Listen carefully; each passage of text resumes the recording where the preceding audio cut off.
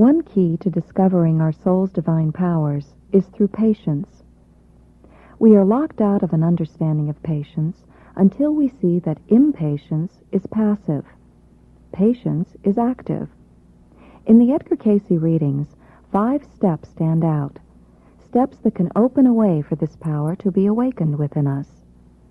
In a moment, we'll discuss those steps point by point. But first, we need an overview of patience and how it fits into our lives. Impatience is a symptom of feeling powerless. We become patient only when we begin to discover the power that lies within us. Life, as Edgar Cayce described it in a letter, offers us many choices.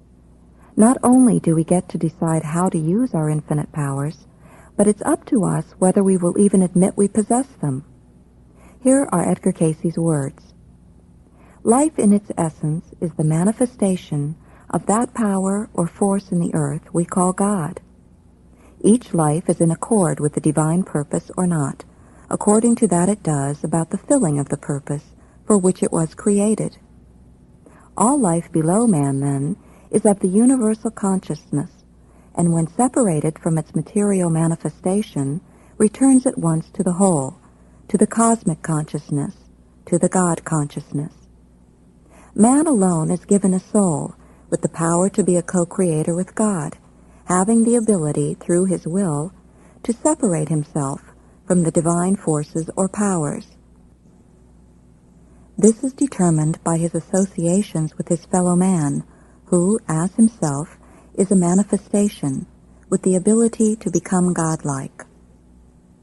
From beginning to end, the Bible and the texts of other religions try in various ways to tell us we are gods, gods with power.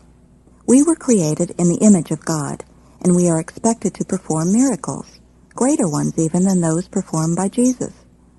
According to Cayce, Jesus, as the Christ, set a general pattern for us to follow. Think about the kinds of miracles he performed. He helped, healed, and forgave individuals. All that Christ Jesus did, he did in the spirit of love. By following his pattern, we too can know Christhood. We can realize we were created to be companions with God. Until we claim this connection with divine force, we cannot know true patience. To summarize this overview, true patience is active, productive, and powerful. It comes as a reward for the trust we place in the divine essence that lies within each of us. It helps us stay free of combativeness and gives us the power to cooperate with others. True patience makes this demand. What we give to others must be our very best.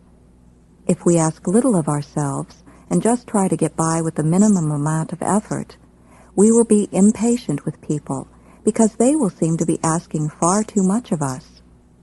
If feelings of being frustrated, put upon, and adrift are present, we may be expecting too much kindness from others and too little from ourselves. Here are 5 suggestions that anyone wishing to become patient can use as steps to attaining this personal attribute. Step number 1. If we accept the challenges of becoming godlike and of learning to use our innate powers successfully, the first step is attunement. Life is tunable, just like a radio or television is. When the dial of a radio is turned, a wide choice is available, including news, rock and roll, and classical music. Or there's another level of choice.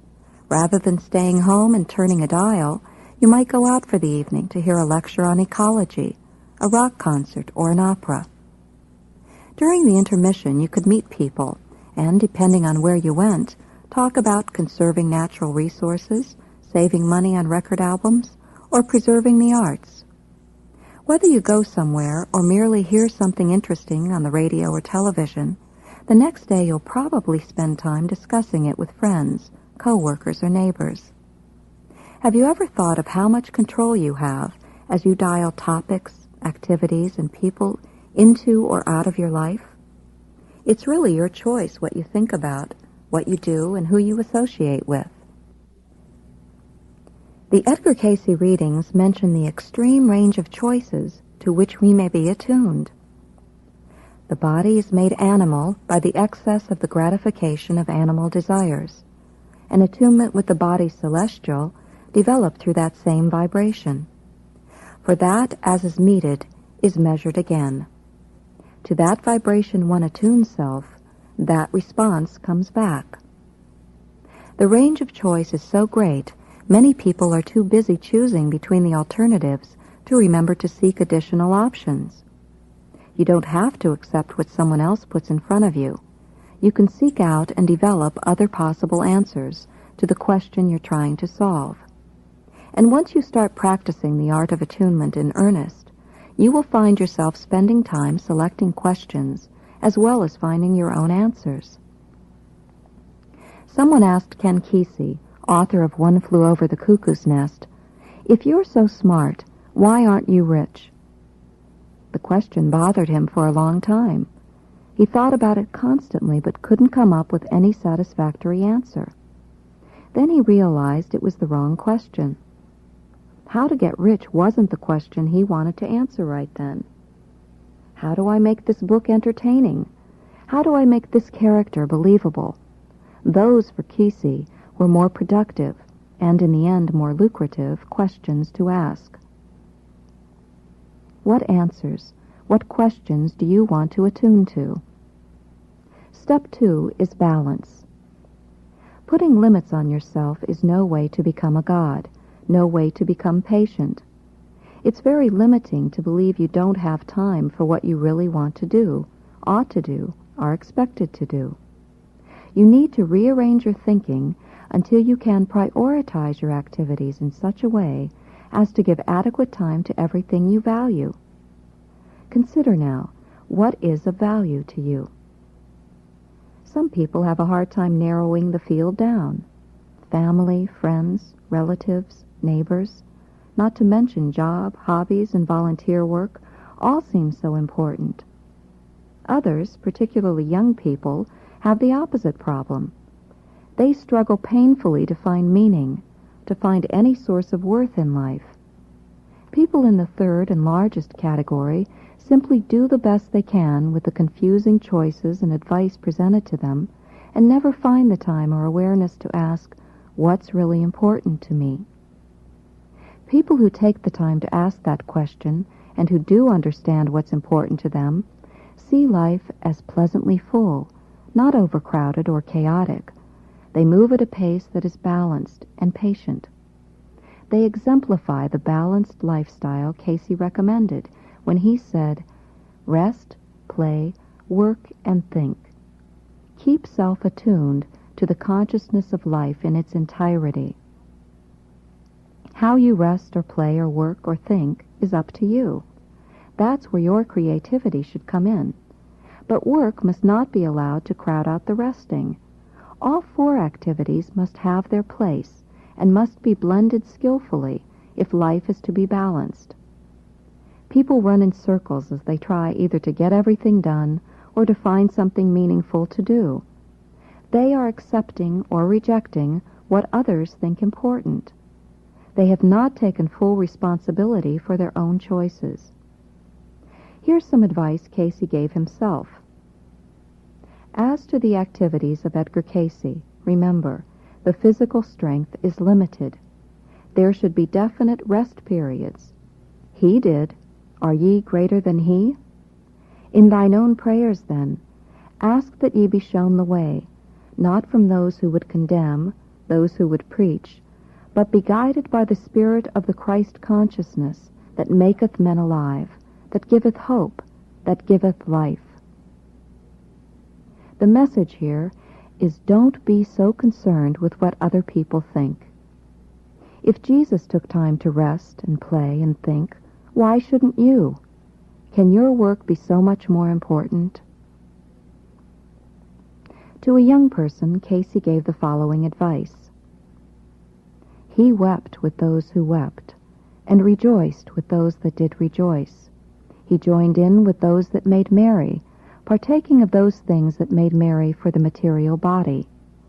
So, in common parlance, in thine associations, be the life of the party. In the home, be the life of the home.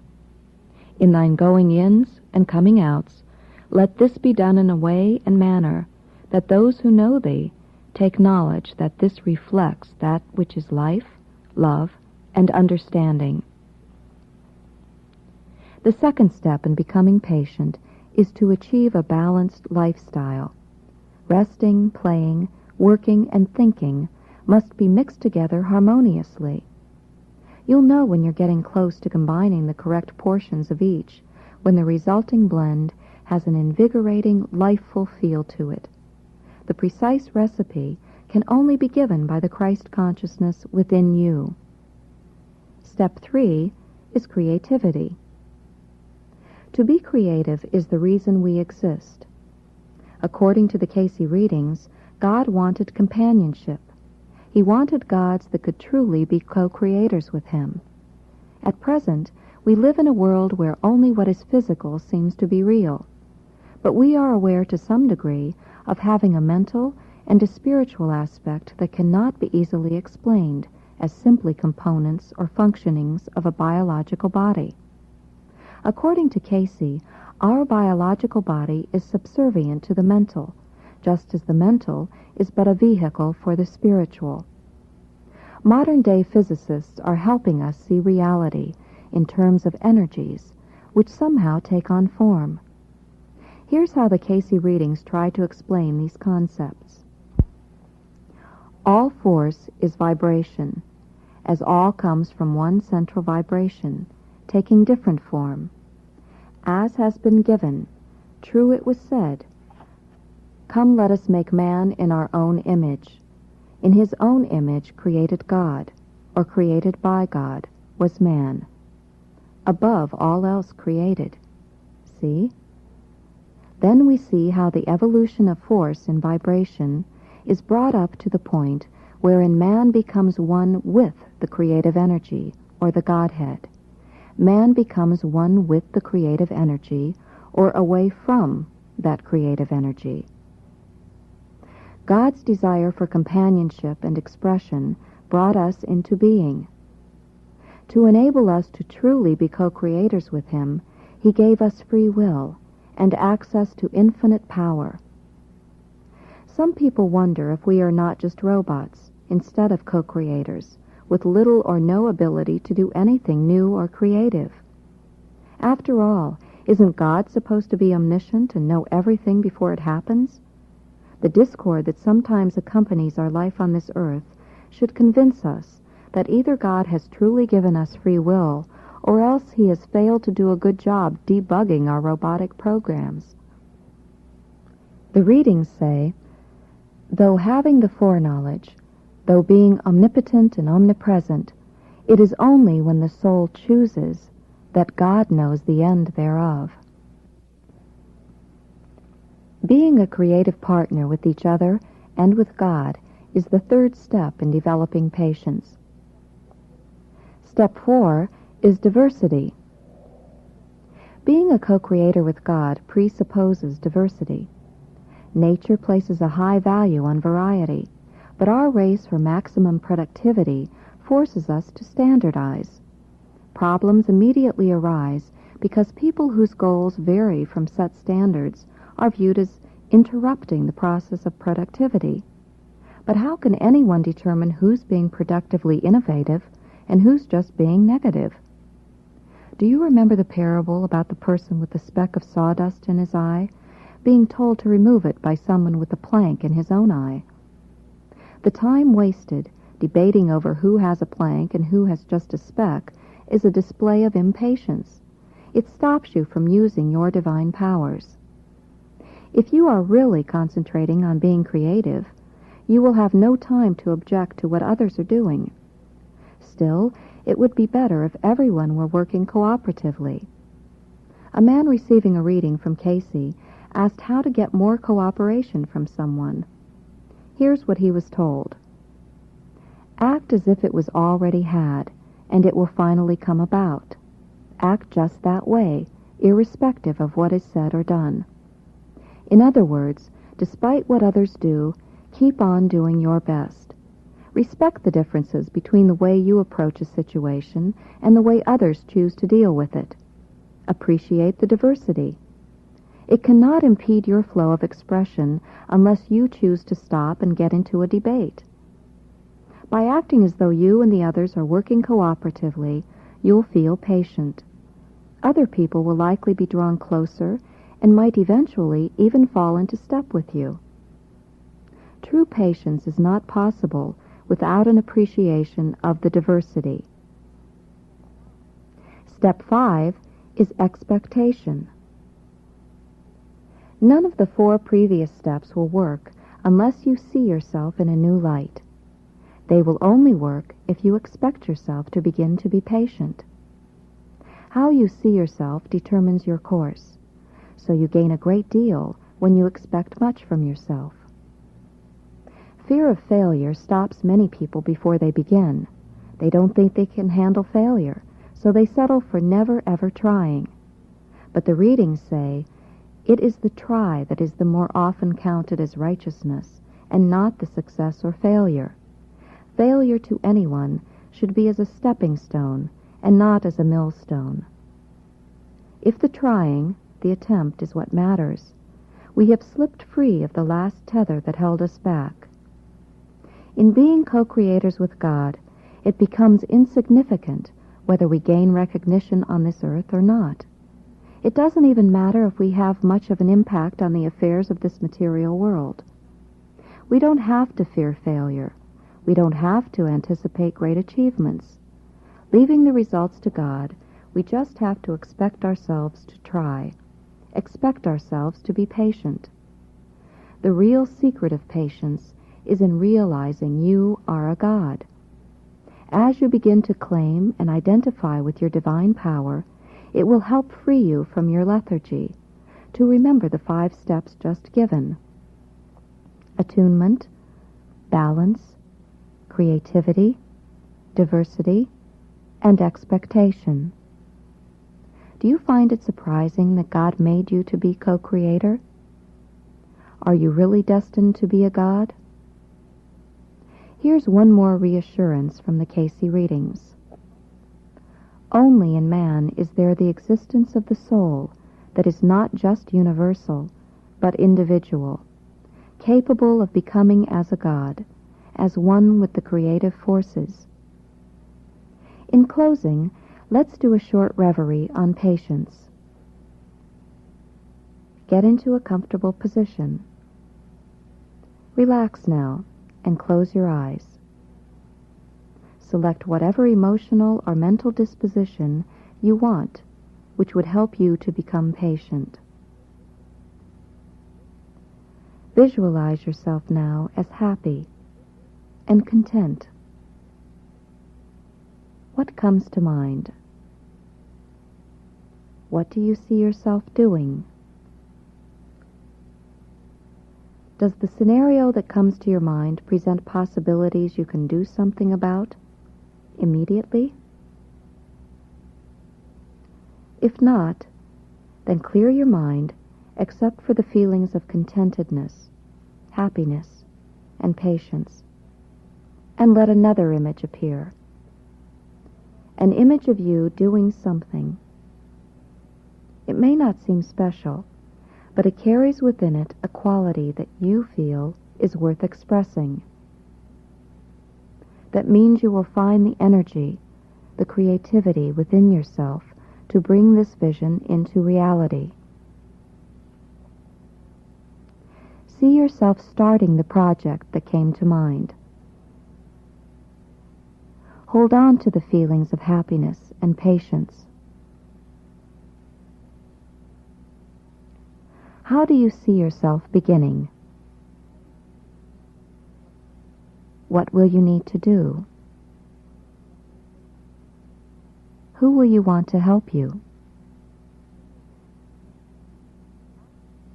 After you have this image in mind, stop and feel yourself as becoming more and more patient. Visualize other areas of your life where you can use this attribute. begin to slowly come back to the present, keeping that feeling of patience inside of you. And now, open your eyes.